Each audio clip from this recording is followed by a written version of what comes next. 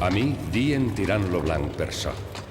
Com mon pare fon senyor de la marca de Tirània, la qual per la mar confronta amb Anglaterra, e ma mare fon filla del duc de Bretanya e a nom Blanca, e per so volgueren que jo fos nomenat Tirant lo Blanc.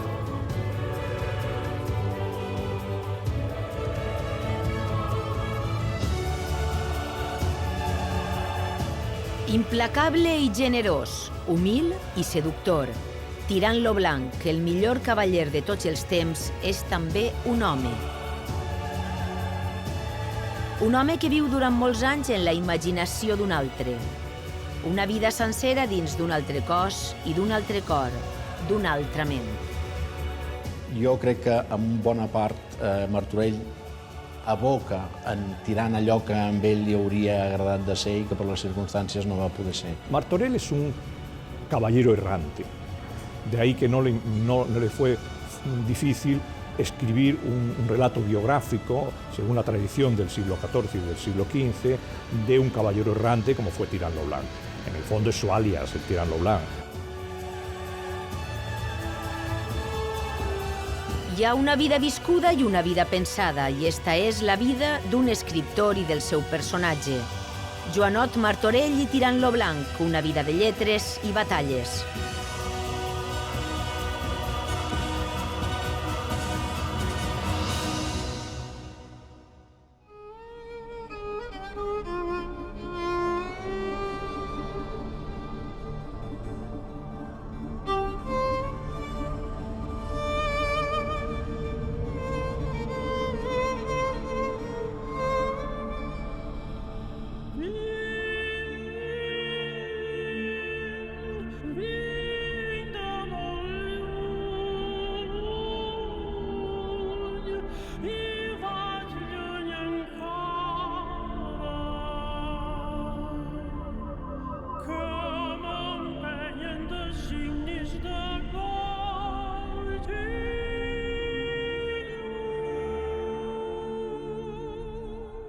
De molt lluny i ple de somnis va arribar Tirant lo Blanc a Constantinoble.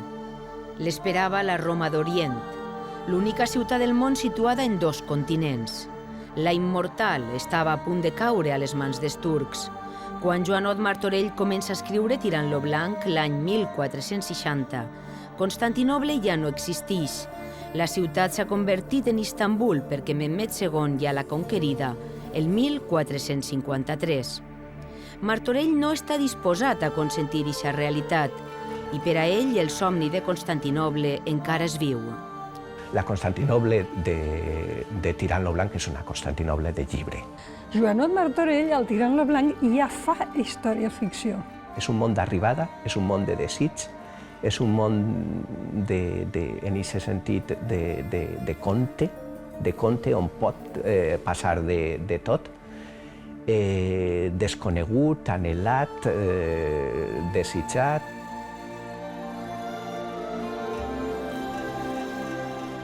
Este és el Palau Imperial imaginat i descrit per Joanot Martorell en el Tirant lo Blanc. És Tekfur Saray, l'última residència imperial de Constantinoble. Però siga com siga, la Constantinoble del Tirant és una ciutat idealitzada, un món on tot és possible, fins i tot el manteniment del cristianisme.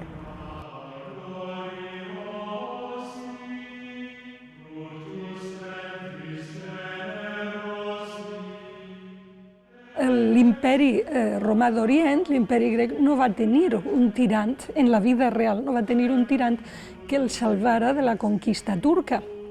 I així Constantinoble va caure. Però Joanot Martorell, que coneix la caiguda de Constantinoble, construeix una ficció en la qual Tirant salva aquest imperi romà.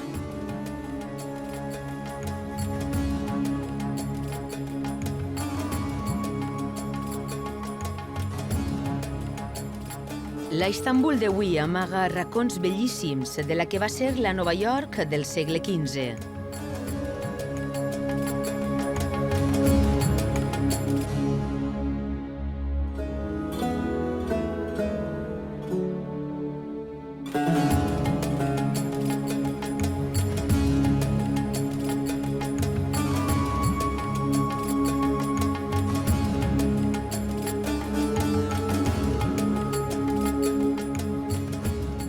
d'estos racons és el Palau de Bucoleón, que ha resistit més de 1000 anys i que ara és un esquelet que evoca un passat digne. Marbre blanc amb creus tallades als finestrals, des d'on els emperadors bizantins miraven el mar de Mármara, que separa Orient i Occident.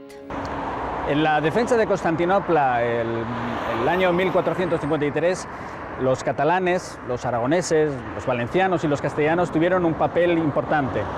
Concretamente aquí, en esta torre, seguramente tuvo su puesto de mando el cónsul Pere Julià, y en este sector se desplegaron sus hombres para defender lo que era el Palacio de Bucoleón, y aquí dieron su vida.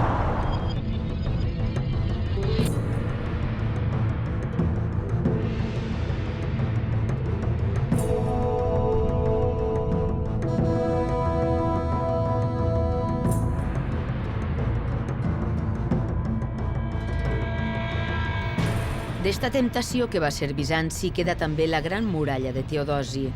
La ciutat protegida per Déu, la clau del món, tenia unes muralles que unien la bellesa a l'eficàcia, simbiosi perfecta entre Grècia i Roma. Portes, torres i murs que van resistir tots els atacs i les embestides, fins que Mehmed II les va traspassar amb els demolidors impactes de l'artilleria pesant.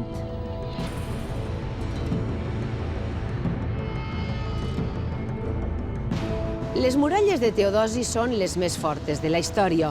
8 quilòmetres de mur en 3 fileres per defensar Constantinoble i escenari testimoni de les grans batalles del tirant lo blanc contra els turcs. Les muralles ens porten al Palau de Blaquernes, la penúltima residència dels emperadors bizantins. Rajoles roges i pedra blanca que dominen el cor d'or, un riu de metall amb reflexes daurats que ni el temps pot esborrar.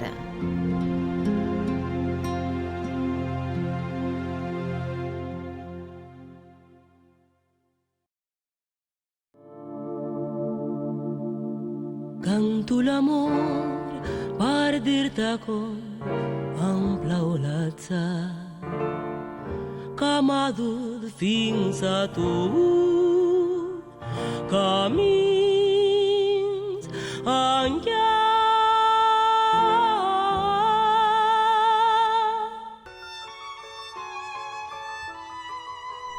Per la gran calor que feia, perquè havia estat amb les finestres tancades, estava mig descordada, mostrant en los pits 2 pomes de paradís que crestallines parien.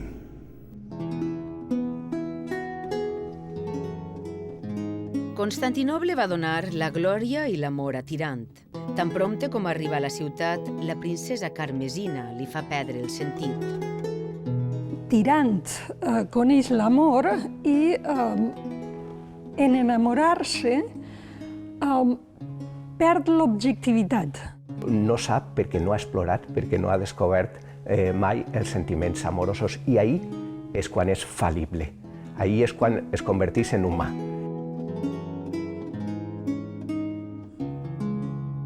Las descripciones de Martorell sobre su héroe Tirán son siempre las descripciones de un hombre joven y de algún modo con atractivo sexual, que muchas veces no necesariamente tiene que ser lo que habitualmente llamamos guapo, ¿no? Sino que fuera un seductor. Jo no sé si avui en dia hi ha herois tan despresos, tan generosos, tan entremaliats, tan divertits i amb tantes ganes de viure.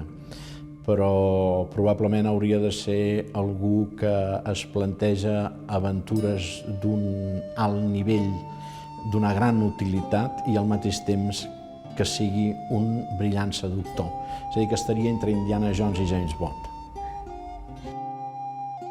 Un seductor a qui Martorell fa entrar a les habitacions de les donzelles i allí viu i mostra les seues intimitats.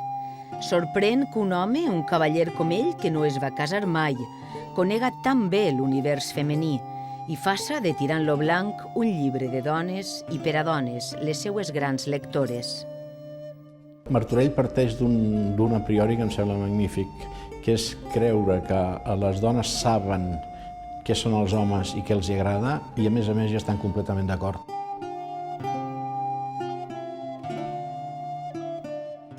El siglo XV es un siglo que desmadeja perfectamente lo que se ha llamado el festum voluptatis, es decir, la fiesta del sexo o del amor. Claro, la obra de Martorell es un icono en este sentido porque acoge todos los elementos, uno por uno, de lo que en el siglo XV interesaba de los comportamientos de las relaciones entre el hombre y la mujer, aplicadas sobre todo a la sexualidad. Jo crec que hi ha elements volgudament irònics i una sensualitat totalment, que si no fos pel sentit de l'humor podria arribar a ser obscè, saps? Se salva, jo crec, per l'humor.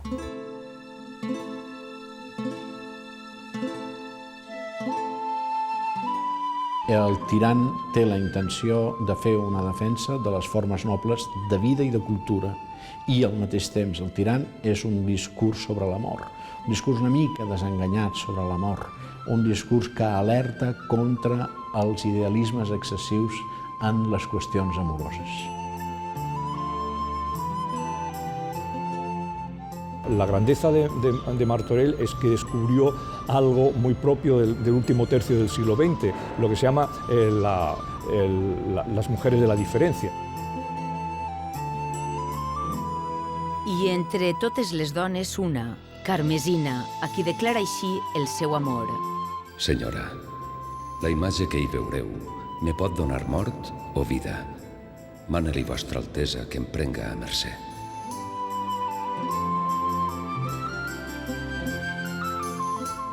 És un artifici de ficció, però de ficció molt ben construïda. Allò de no dir-li en paraules jo us estime, sinó jo estime la imatge que veureu en això que us dona. Ella es pensa que el que li dona és un retrat, una pintura de la xica que ell estima, quan el que li està donant és un espillet.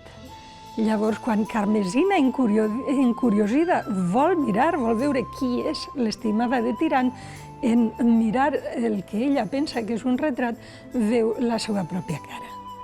Llavors, així descobreix ella que de qui està enamorat Tirant és d'ella mateixa.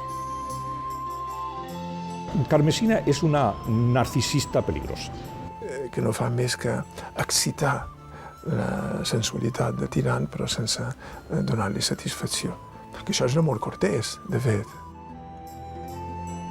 Però fracassa al llit precisament perquè és un personatge que pretén viure en la vida real l'ideal cortès dels trobadors, i això és impossible.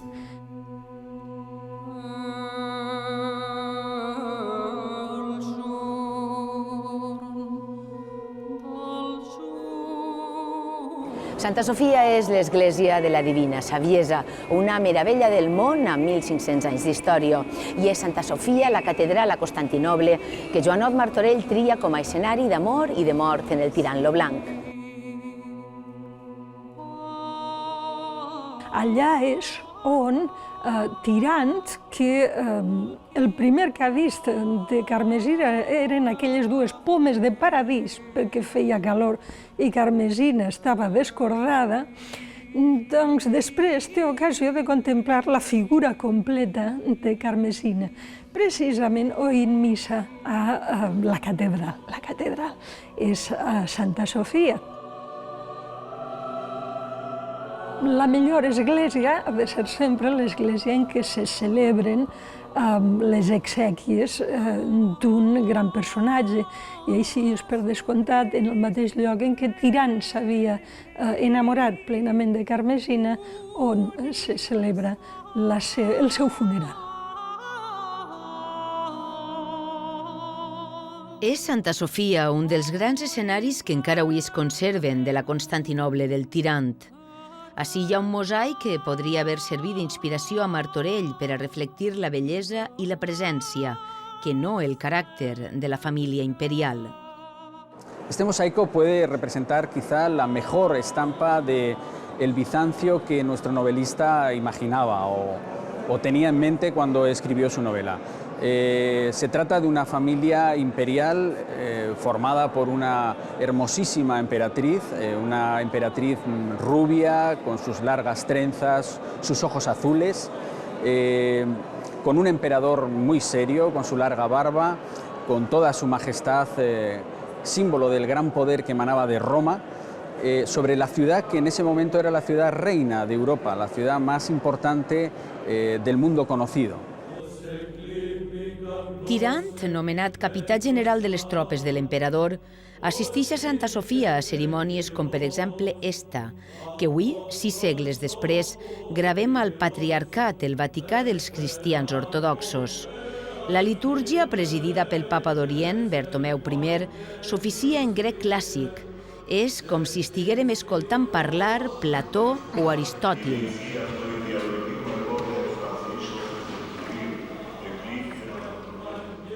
Açò que veuen és Bizanci. És el més viu de tot el que es conserva al segle XXI d'aquell imperi que Tirant va aconseguir salvar i on ficció i realitat caminen de la mà per acabar contant la vida.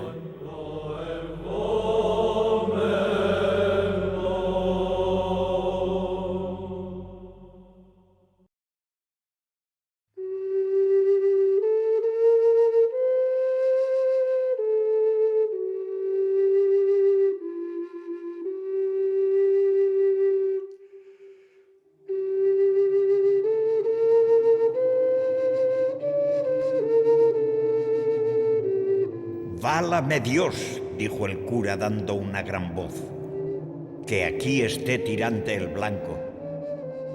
Dádmele acá, compadre, que hago cuenta que he hallado en él un tesoro de contento y una mina de pasatiempos.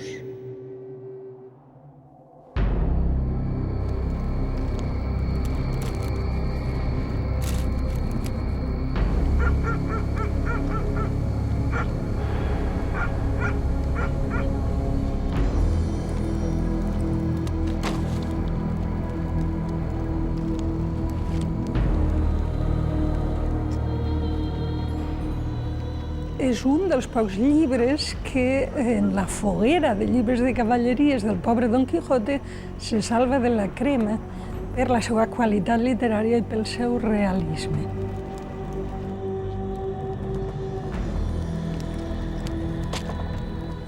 Miguel de Cervantes li va cridar tant l'atenció perquè precisament era la vida.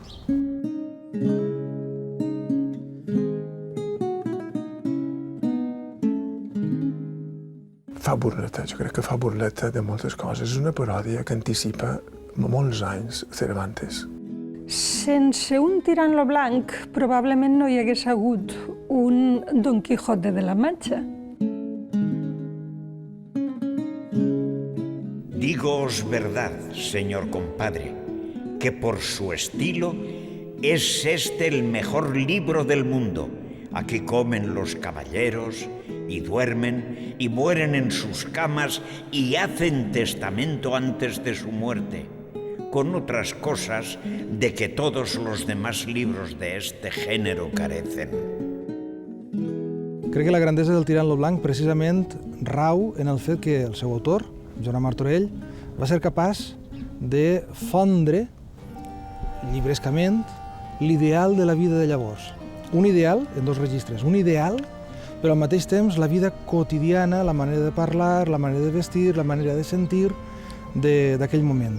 És una gran obra literària, això és per damunt de tot. I és una obra molt divertida i sobretot és una obra d'una vitalitat extraordinària. Dinamita pura, dinamita en aquest sentit de que és una bomba amb espoleta retardada.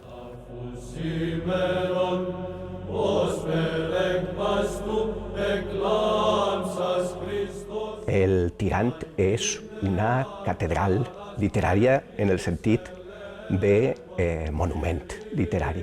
Ho té tot.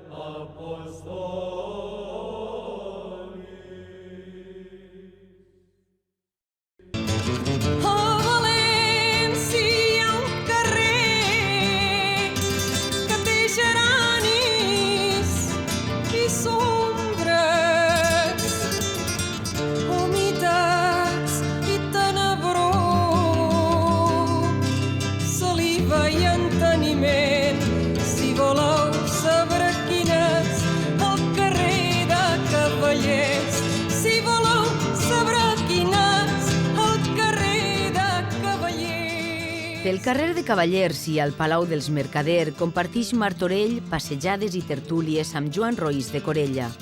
Era la València del XV una ciutat exuberant, on també escrivia poemes immortals el que havia sigut el seu cunyat i adversari íntim, Ausiàs March, on s'admirava aquella dona que era tota una institució i que visitaven al convent de la Trinitat, Sor Isabel de Villena. És l'esplendor de la ciutat, i és la ciutat que hi viu, la ciutat més important en molts aspectes de l'Europa medieval. Joan Martorell era un caballero típico del siglo XV. Una persona molt orgullosa de la seva condició de cavaller i del seu llinatge, dels Martorell.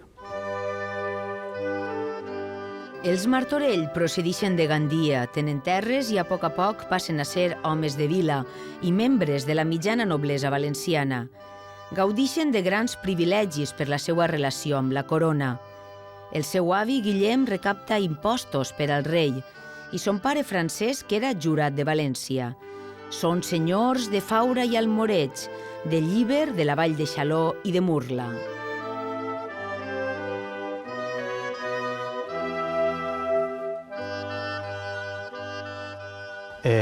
L'avi Guillem Martorell adquireix Murla i la dota d'una sèrie de privilegis que aconsegueix del rei de Martí l'Humà per a engrandir Murla i atraure més diners econòmics, com el mercat medieval. Són els Martorell 9 germans. La família s'aveïna a València el 1400. Viuen a la parròquia de Sant Bartomeu, als voltants del que ara és el carrer de Serrans, i de l'església on possiblement batejaren Joanot. Avui només queda esta torre que dona a la plaça de Manises. La data del seu naixement se situa entre 1410 i 1411 i pot deduir-se, entre d'altres, d'este document que es conserva a l'Arxiu del Regne, el compromís de pagament a la dida que l'ha lletat. Es cria en un ambient de cavallers i forja un caràcter rebel, fort, orgullós, malintencionat. Joanot Martorell és un milhomes que mai no en té prou. Crec que, a banda, és una persona molt intel·ligent, capaç de tenir una cultura vastíssima per aprofitar tot el que anava llegint i totes les seves experiències personals en el tirant. I crec que aquesta mescolança d'orgull de naixement, orgull de cavaller, d'una persona bel·licosa i d'una persona conflictiva i en aquesta cultura dona un perfil d'una persona molt, molt, molt interessant. Un entusiasta apassionat de la cavalleria que en aquella època ja està en decadència, enemic de mercaders i de juristes, partidari de l'acció i enamorat dels duels i de les batalles a tota ultrança, de les batalles a mort.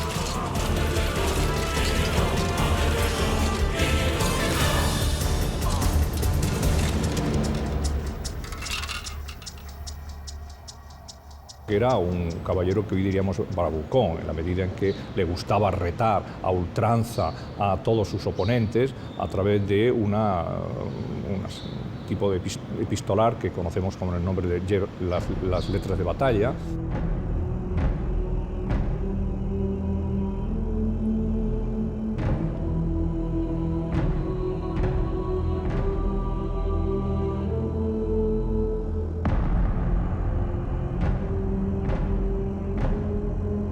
Combats imaginaris als quals dedica diners, esforços i, en definitiva, la seva vida.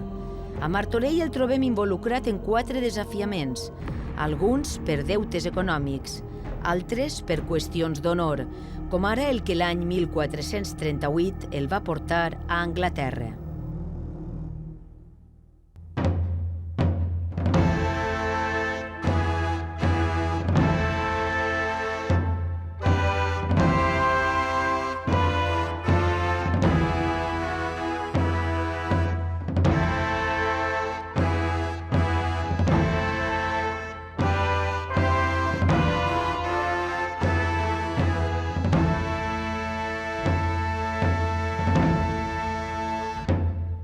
Joanot Martorell va vindre a Londres a netejar l'honor de la seva germana Damiata.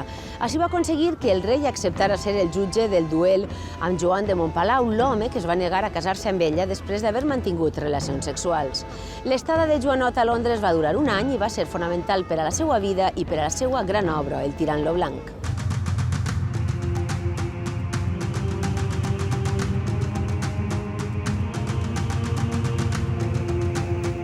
Perquè Martorell inclou en El tirant tot el que ell ha vist i ha sentit a Londres medieval. Bressol de la cavalleria, una ciutat que s'articula al voltant del Tàmesi i on la Torre Blanca és la gran fortalesa que domina el paisatge i la vida de la cort.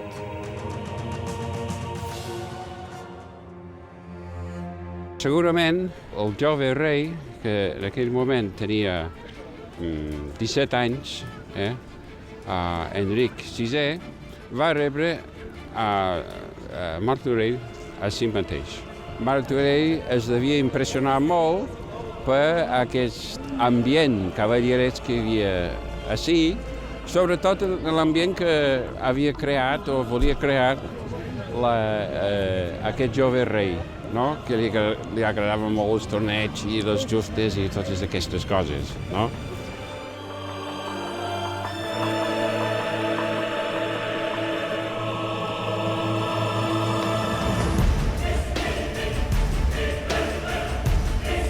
Així desplega totes les seues fantasies cavalleresques.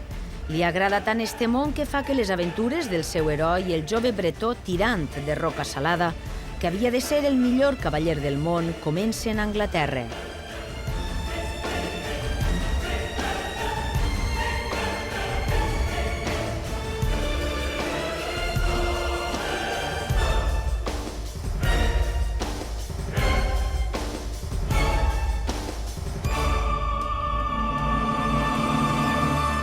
És el món ideal, ingenu del cavaller en formació, del cavaller que vol demostrar que és valent, que és el millor, que lluita millor que ningú, és desconegut i vol fer-se conèixer, és el món de les possibilitats de la fama. Enmig del camp, Martorell descobreix la llegendària vida d'un clàssic de la cavalleria anglesa, Guy de Warwick. Llig este romanç, el tradueix, l'adapta i el converteix en Guillem de Warwick, l'estímul inicial per al seu tirant, que comença així.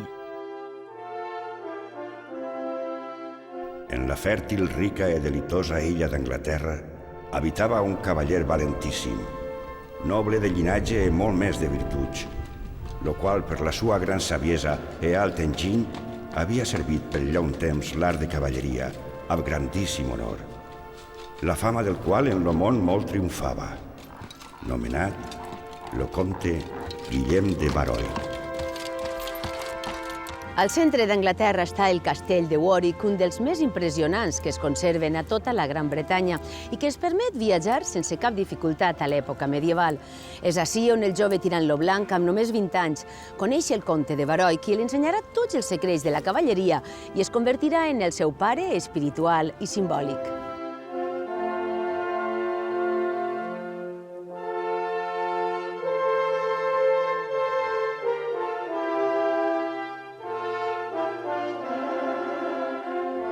Este és el castell de Harry Potter i de Robin Hood, però abans que res ha sigut el castell de Tirant lo Blanc.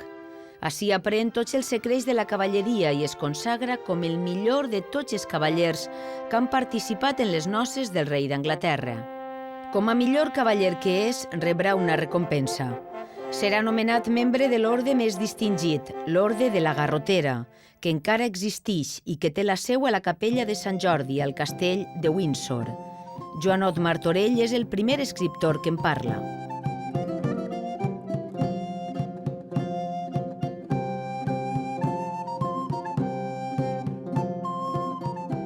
El rey Eduardo III funda la Orden de la Jarretera, que es la orden que más trascendencia tiene. Además tiene un punto picante porque es una media, es una liga que se coloca en la entrepierna del caballero y la tiene que colocar la reina. Por lo tanto tiene un punto erótico, nada más la imposición de la jarretera en este caso.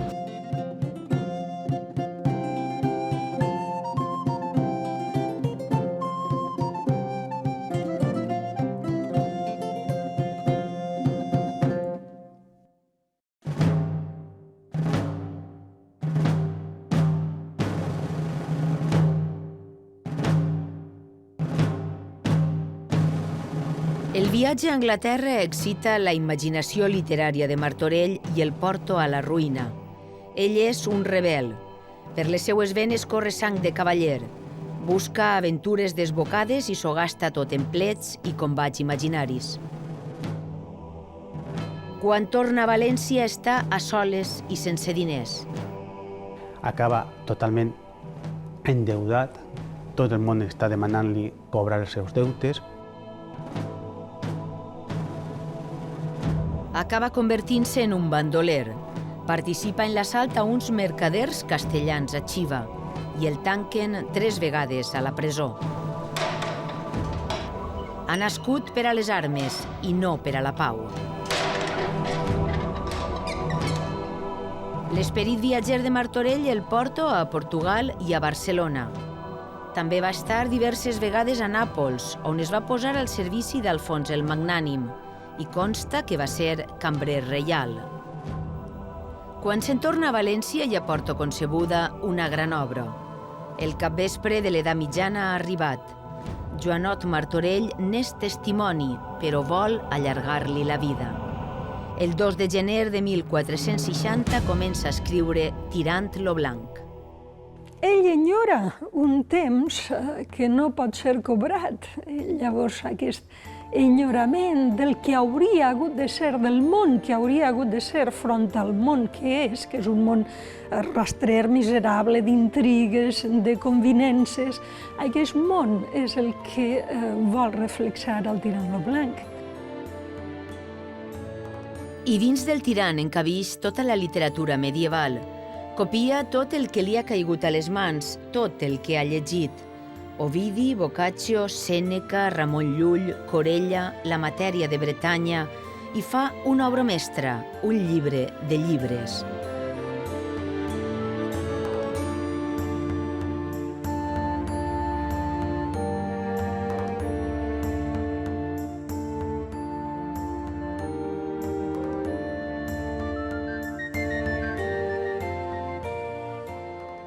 Era força destisores, agafava les frases que li agradaven, les anava ensamblant d'una manera molt artística i molt genial.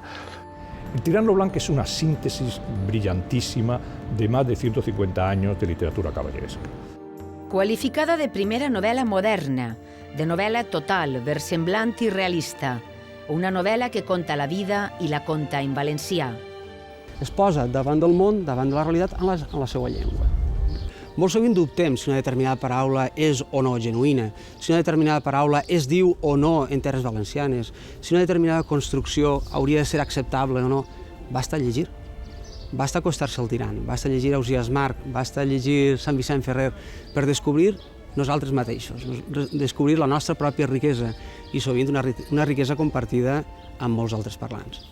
Va creciendo a medida que se va escribiendo y por eso se ha dicho que es una novela moderna, porque la novela moderna crece como una herida, el personaje va haciendo literatura. La gràcia de Martorell, per mi suposo que per molta altra gent, és que amb la llengua viva del segle XV arriba intacta al segle XXI. Tirant enceta tota una tradició, però l'enceta originalment perquè és un llibre valencià.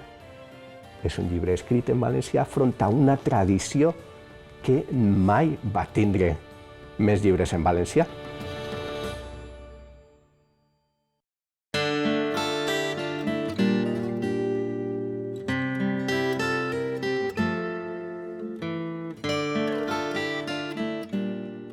Jo, Joanot Martorell, cavaller, sols vull portar lo càrrec e no altri amb mi, com per mi sols sia estada ventilada.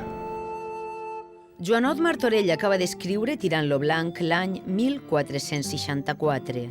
Se'l ventila, com ell diu. Però com que no tenia un clau, empenyora el manuscrit a Martí Joan de Galba per 100 reals, uns 150 sous. Són 487 capítols escrits en 4 anys, 648 pàgines.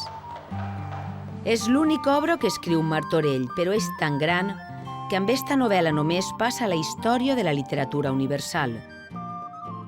Galba té el manuscrit 25 anys a les seues mans, fins que la impremta es converteix en un negoci lucratiu i decideix imprimir el llibre. El 20 de novembre de 1490 ix Tirant lo Blanc de la impremta de Nicolau Espíndoler a València. El tiratge va ser de 715 exemplars.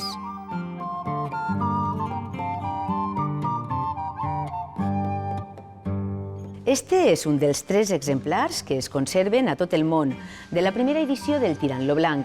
Es guarda, com el tresor que és, a la Biblioteca Històrica de la Universitat de València, on va arribar dins del llegat del Marquès de Dosaigües. Els altres 2 estan a Londres i a Nova York. Este llibre es converteix en un objecte de desig, en un best-seller de l'època, en un llibre poliglot. En 1511 és publicat al castellà en la Valladolid de 1511 imperial. Aquesta versió al castellà escampa per l'àmbit de Castella i l'àmbit hispànic la importància del Tirant lo Blanc. Simultàniament, també consta que cap a 1500 es va començar a traduir a l'italià, precisament per una recomanació de Lucrècia Borgia.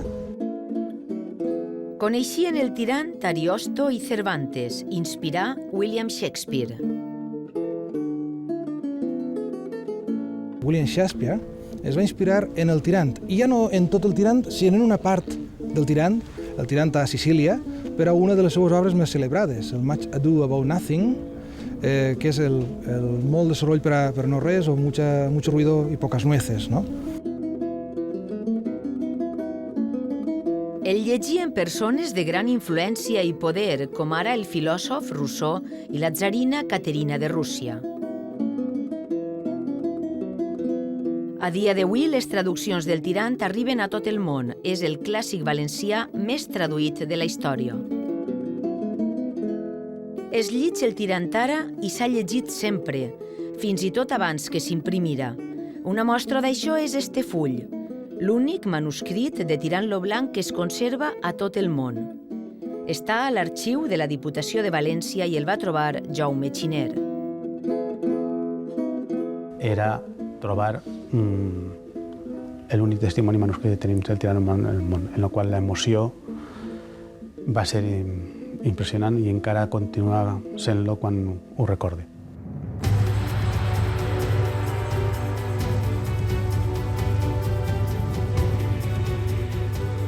Joanot Martorell mor a soles en els primers mesos del 1465. No s'ha casat mai i no té fills. I mor tirant també, però no en una batalla, sinó d'un mal de costat, com un home més.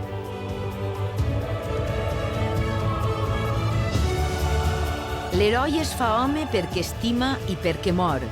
El cavaller valencià, l'escriptor universal, deixa un testament de lletres i de batalles i cavalca cap a l'eternitat o deixant als hereus la vida que ell havia pensat, la vida que conta Tirant lo Blanc, una vida que és immortal.